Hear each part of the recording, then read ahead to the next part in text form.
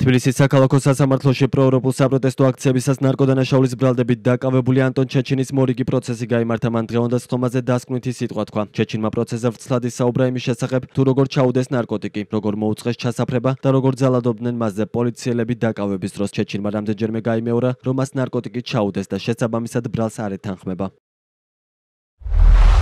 მე დამაკავეს ჩამსვეს მანქანაში 3 დეკემბერს დაახლოებით 9 საათსა და 45 წუთზე. გამოვდიოდი ჩემი სადარბაზოდან. პირველ სართულზე შევხვდი უცხო კაცს. იყურებოდა ტელეფონში, გამომყვა. მე წავედი შლაგბაუმისაკენ, რომ ცენტრალურ გზაზე გავსულიყავი, რომ მივდიოდი. ამ დროს ჩემ წინ დადგა ორი კაცი შავ ტანსაცმელში. ერთი იყო სამედიცინო ნიღბით. მომკიდეს ხელი, მითხრეს ანტონ ჩეჩინ, დაკავებული ხარ, იმიტომ რომ ეჭვმიტანილი ვარ ნარკოტიკების გაყიდვაში. მე ვუთხარი, რომ ეს არასწორია. ის ადამიანი, რომელიც სადარბაზოში ვნახე, მოვიდა უკნიდან და ჩამკიდა ხელი. ჩავჯექით მანქანაში. 4 პოლიციელი იყო. რაღაცებს ქართულად ლაპარაკობდნენ. მარცხნივ რომელიც იჯდა გაშლილი ხელი გამარტყა. პოლიციელმა გამომართვა მეტრომანის კარტა და ის გამარტყა სახეში. მითხრა, რომ მე ვწამლავ საქართველოს მოქალაქეებს და ამბობდნენ, რომ ემუქრება სამუდამო პატიმრობა. ამის შემდეგ უკვე დაიწყო ჭხრეკა. თხოვდნენ ტელეფონის განბლოკვას. მე უარი ვთქვი. არ ვიცოდი ვინ იყვნენ ეს ადამიანები. მანქანასაც არაფერი ნიშანი არ ჰქონდა, რომ მიმხდარიყავი ვინ იყვნენ. პირველი ჭხრეკის შემდეგ, როცა ყველაფერი ამოიღეს, მეორედ კიდევ გამჭხრიკეს. მითხრეს გამეხადა ქურთუკი და მიმეცა იმისთვის, ვინც მარჯვნივ ვიჯდა. გავიხადე ქურთუკი და გადავეცი მას.